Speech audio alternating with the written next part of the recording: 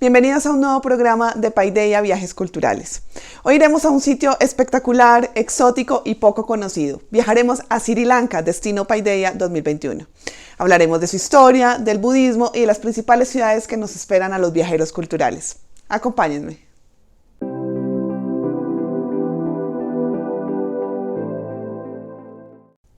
Sri Lanka es conocida como la isla de los 1000 nombres, entre ellos destaca Ceilán, pero el nombre más utilizado históricamente es el de Lágrima de la India.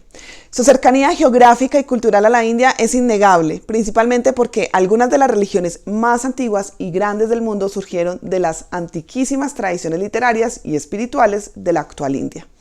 Tal fue el caso del budismo, hoy la religión con mayor número de practicantes en Sri Lanka y que envuelve a la isla de una rica historia cultural, así como de una monumental arquitectura desplegada en las ciudades de Anuradhapura, Polomaruna y Kandy. Introducirnos a la historia de Sri Lanka desde la mirada del budismo nos va a permitir ver cómo una religión originaria de la India fue la que paradójicamente marcó su separación con respecto al subcontinente, especialmente con la cultura tamil. Para que comprendamos esta curiosidad histórica, debemos reconocer la dualidad étnica que ha marcado a la isla. Entonces, por una parte encontramos a los tamiles del sur de la India, los cuales naturalmente están en el norte de Sri Lanka y practican el hinduismo. Y por otra parte tenemos a los singaleses, que son el grupo mayoritario y que son principalmente budistas. A esto le tenemos que sumar 3 religiones, el Islam, el hinduismo y el budismo, haciendo que esta isla sea todo un prisma cultural. Los primeros habitantes de la isla fueron los Vedas, que estuvieron asentados allí desde hace 35.000 años aproximadamente. Este grupo poblacional ha llegado hasta nuestros días atravesando una larga historia de marginalización que los ha llevado a ser una minoría y a tener un idioma al borde de la extinción. La relación de Sri Lanka con la India comenzó hace unos 2.500 años, cuando los arios del norte poblaron la isla desplazando o sometiendo a los Vedas. Además, el sur de la India y Sri Lanka estaban abiertos a la difusión de la cultura por mar. Esto aumentó entre los siglos I y II, durante los cuales China y Roma proporcionaron mercados para el comercio marítimo interregional. Gran parte de la historia temprana de Sri Lanka la conocemos gracias a una tradición escrita única en el sur de Asia, contenida en 2 narraciones principales. Por un lado, el Dipavamsa, que data del siglo IV, y por el otro, el Mahavamsa del siglo V. Especialmente el Mahavamsa es la base de muchos mitos contemporáneos sobre la historia antigua de la isla. Los textos nos proporcionan una cronología del reino singalés hasta aproximadamente el año 300 después de Cristo. Aunque el Mahavamsa puede haberse conservado tal y como fue escrito en el siglo V después de Cristo, sus narraciones han sido reinterpretadas desde entonces, y lo que hoy se conoce como la versión Mahavamsa de la historia de Sri Lanka es en gran medida producto de los añadidos. Sin embargo, estos escritos siguen siendo un elemento fundamental en la historia y cultura budista, por lo que la simbología de sus narraciones no las debemos desestimar. Según el Mahavamsa, el príncipe Vijaya Singha, huyendo de Bengala, buscó refugio en la isla del sur en el siglo V a.C. Vijaya, acompañado por 700 seguidores, bautizó el país recién conquistado como Sinhala, que significa la tierra de los leones. Introdujo el cultivo de arroz, alimento fundamental en la dieta srilankesa, también en conjunto con tradiciones de la India como la música, el teatro, la danza y la arquitectura visible en la ciudad de Anuradhapura. También trajo consigo varios monjes que empezaron a traducir textos sagrados de la India, incluidas las primeras obras budistas escritas en Magadha. Aunque estos textos estaban originalmente en sánscrito, se reescribieron en una nueva escritura y lengua que fueran comprensibles para la población local. Esta lengua era el Pali, la madre de la actual lengua singalesa. Fue en este periodo cuando el budismo entró en Sri Lanka, en donde se conservaron las enseñanzas de Buda, mientras el hinduismo desplazaba al budismo en la India. Los singaleses, por lo tanto, descienden de esta primera migración del norte de la India, quienes construyen y conservan su cultura alrededor de las reliquias y de los lugares sagrados, todos ellos relacionados con la llegada de las primeras misiones budistas. Por ejemplo, entre los tesoros más antiguos encontramos una rama del árbol Bodhi bajo el cual Buda alcanzó la iluminación. Cortada por el emperador indio Ashoka, la rama fue llevada a Sri Lanka por su hija Sangamitra, quien era una monja budista. El rey singalés Tisa la trasladó hacia la entonces capital Anuradhapura, y desde entonces, durante más de 2.300 años, se han trasplantado retoños de este árbol sagrado a todos los lugares budistas destacados, llenando a Sri Lanka de una amplia espiritualidad budista. El reino singalés alcanzó su apogeo entre el siglo III a.C. y el siglo XII después de Cristo. tiempo en el cual las distintas dinastías desarrollaron una gran civilización centrada en las ciudades de Anuradhapura y Polonnaruwa.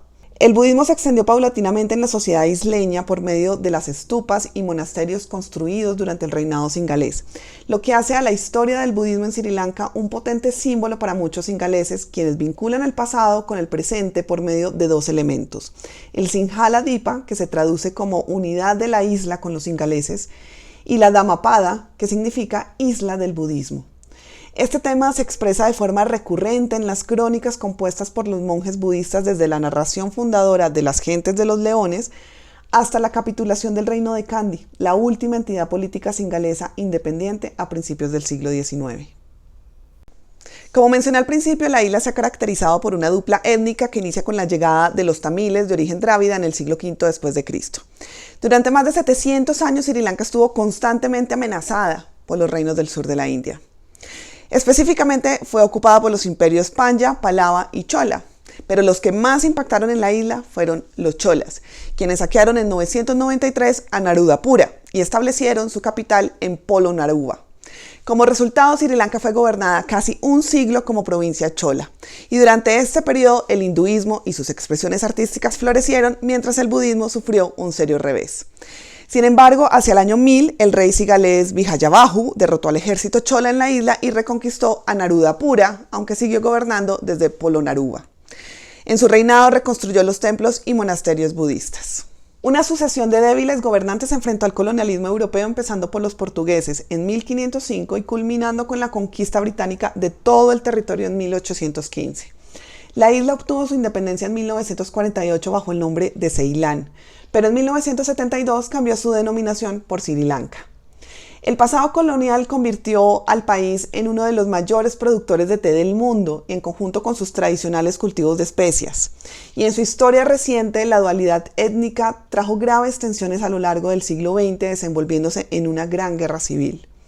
Conocer la historia de la isla nos permite comprender su presente histórico, su multiculturalidad reflejada en la dualidad étnica y el por qué el budismo va más allá de ser una religión para convertirse en toda una expresión identitaria para la mayoría singalesa. Después de este recorrido histórico, hay un elemento imprescindible para profundizar para aquellos curiosos de la cultura de Sri Lanka: el budismo. Y para adentrarnos en la cosmogonía presente en la cotidianidad de la isla, es fundamental comprender las reflexiones y las ramas de esta espiritualidad. El budismo nace en el norte de la India en el siglo VI a.C. como una alternativa a las doctrinas y prácticas brahmánicas de las autoridades hinduistas de la época. Gautama Buda, conocido como el Buda histórico, nace en una sociedad hinduista fuertemente marcado por las castas, que es un sistema de estratificación social hermético y hereditario fundamentado en el mito del Rig Veda. Según este mito, el hombre se divide entre el Brahman, que representa su boca, el guerrero, sus brazos, el Vaishya, sus piernas, y el Shudra, sus pies. En esta sociedad, la casta brahmánica era la única que podía ofrecer el camino espiritual y solo a personas que tuvieran la suficiente capacidad adquisitiva como para pagar por sus servicios. Buda, siendo un príncipe, tiene un profundo interés espiritual que lo lleva a emigrar de su palacio, a recorrer India buscando el método para soltar el sufrimiento y alcanzar la felicidad. Con base en esto, presenta un camino espiritual donde el fundamento es la compasión, la sabiduría y la ecuanimidad. Sostiene que todos los seres sintientes tienen la potencialidad de desarrollar su mente y llegar a la iluminación. Esas reflexiones en un mundo tan jerarquizado y en donde los integrantes de la casta Shudra eran tratados como seres inferiores, tuvieron una amplia acogida al romper y debilitar la estratificación hindú. El budismo crece y empieza a desplegarse en Asia. Sin embargo, en la India, distintos emperadores abrazan el hinduismo y posteriormente, con el Islam, desplazarán al budismo. Lo interesante de Sri Lanka es que acoge las primeras enseñanzas de Buda y, al contrario de la India, mantiene a lo largo de su historia al budismo como su religión principal. De hecho, para los singaleses, quienes en la actualidad representan el 80% de la población de Sri Lanka, el budismo hace parte de su cultura y de la identidad de la isla. De allí toman distancia de la herencia india y particularmente del hinduismo practicado por los tamiles. Y en este punto he de decir que, a pesar de que el budismo enseña la igualdad y la bondad, su proximidad a la India hizo que, si bien el sistema de castas no se implementara ampliamente, sí existiera de manera implícita en la sociedad srilankesa. Ahora bien, de manera general, el budismo se basa principalmente en las nobles verdades de Buda, las cuales sostienen que el dolor y el sufrimiento son partes inevitables de la vida causados por los deseos y apegos humanos. No obstante, las personas pueden superar los deseos y los apegos por medio del óctuple sendero que lleva al nirvana, es decir, a la superación del sufrimiento y liberación del ciclo de renacimiento. La gran reflexión de Buda, que nos llega de distintas maneras hasta nuestros días, es que la felicidad y el sufrimiento son sensaciones que hacen parte de la mente y por lo tanto sus causas están dentro de la mente. En otras palabras, la felicidad no se encuentra en el mundo físico y en sus cosas, sino en el interior de las personas. Por esta razón es que se trabaja con la meditación, con el conocimiento, porque esto incrementa la sabiduría. Este camino espiritual lo podía seguir cualquiera. Los numerosos refugios de las rocas ocupados por los budistas de Sri Lanka son un ejemplo del gran número de personas que se retiraron de la sociedad para seguir el óctuple sendero. A partir de las distintas migraciones, el budismo se diversifica en dos grandes escuelas. La primera es la escuela Mahayana, practicada en India, China, Corea y Japón, que incluye la rama Vajrayana, la cual comprende el amplio mundo del budismo tibetano. La segunda es la escuela Theravada, practicada en el sur de la India, el sudeste asiático y Sri Lanka. Los rituales y ceremonias forman parte de la cultura budista srilankesa. Por ejemplo, el Pansil, que son los 5 preceptos, se siguen a diario. Se venera a Buda con las ofrendas de flores, lámparas y varillas de incienso y se recitan gathas o estrofas. Además, se visita el templo en los días de luna llena y se escucha regularmente sermones conocidos como Vana. Igualmente, los monasterios y los templos se han consolidado como sitios sagrados y de importante transitar. Los principales monasterios de Sri Lanka llegaron a ser enormes. Se dice que el de Abhayagiri Vihara albergó a cerca de 5.000 monjes. En cuanto a los templos en Sri Lanka, son lugares de culto, espacios de conocimiento, así como parte significativa de la vida budista. Allí llevan a las personas cuando nacen, cuando enferman o mueren. Entre las enseñanzas budistas, una de las que más influye en la cultura srilankesa es el karma. Actualmente esta palabra ha entrado en nuestro lenguaje cotidiano, pero sin entender a cabalidad qué significa para el budismo. Karma es una palabra sánscrita que significa acción, pero es sobre todo una acción mental, es decir, es la intención que precede a la acción física o verbal. Se puede resumir en que la causa es la intención y el efecto es la acción. Según los budistas, el karma es el resultado de las buenas o malas acciones de una persona. Si uno realiza determinada acción, buena o mala, la mente tiene la capacidad para experimentar sus efectos. Esta es la base de la moralidad budista, principalmente en Sri Lanka. Una muestra de ello es que el término Labaupanhati, que hace referencia al estado de las cosas producto del karma de una vida pasada, es muy utilizado en la isla. Ahora bien, no todas las acciones están relacionadas con el karma. Por ejemplo, las involuntarias, no intencionadas o inconscientes no constituyen karma. El arte es un elemento central en las sociedades budistas, siendo toda una herramienta para la meditación. Y en este sentido, Sri Lanka ha sido un hermoso lienzo del arte budista. Especialmente en 3 ciudades encontramos sus mayores expresiones. La primera es la ya mencionada Anuradhapura, la primera capital de Sri Lanka hasta el siglo VIII, y en ella se plantó el árbol sagrado Bo, bajo el cual Buda alcanzó la iluminación. Anuradhapura es considerada el centro del budismo Theravada a nivel mundial, atrayendo históricamente a cientos de peregrinos de esta escuela y además cuenta con grandes estupas y muy significativas. Las estupas son un gran santuario en forma de colina que simboliza la montaña del mundo y la cúpula del cielo. En el camino ascendente a la estupa se encuentran imágenes del camino de Buda hacia la iluminación, con el objetivo de que los budistas se unan a él en su paso al nirvana.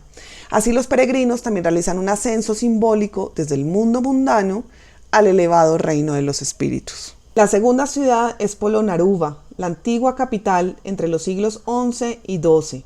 Declarada Patrimonio de la Humanidad por la UNESCO, alberga en su interior el conjunto escultórico de los Budas de Gal Vihara, 3 grandes Budas esculpidos en el siglo XII.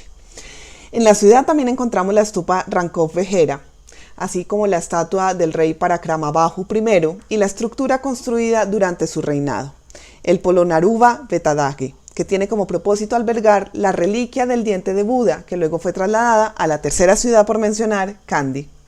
Kandy es considerada la capital cultural de Sri Lanka y declarada Patrimonio de la Humanidad por la UNESCO.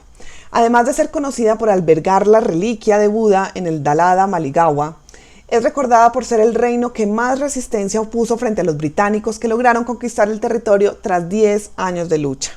La resistencia estuvo ampliamente apoyada por los monjes, quienes veían en el invasor extranjero una amenaza para el budismo. En definitiva, Sri Lanka es uno de los destinos más fascinantes por conocer. Es un mundo con raíces de la India, pero que a diferencia de ella, adoptó el budismo como su principal forma de vida, convirtiéndose en un referente mundial de la escuela Theravada. Pero es también un crisol cultural al albergar en su territorio otras religiones como el hinduismo y el islam. Y esto se dio gracias a su privilegiada ubicación en el Golfo de Bengala. Explorar su historia recorriendo la isla es una oportunidad única de observar expresiones de diferentes épocas y cosmogonías en un mismo lugar. Los invito a conocer el itinerario del viaje al sur de la India y Sri Lanka en nuestra página web. Si les ha gustado este video y quieren apoyarnos, por favor den me gusta, suscríbanse al canal y déjenme sus comentarios, así YouTube lo podrá posicionar mejor. Encuentren más contenido en nuestras redes sociales. Soy Juliana Hurtado, gracias por acompañarme y hasta la próxima.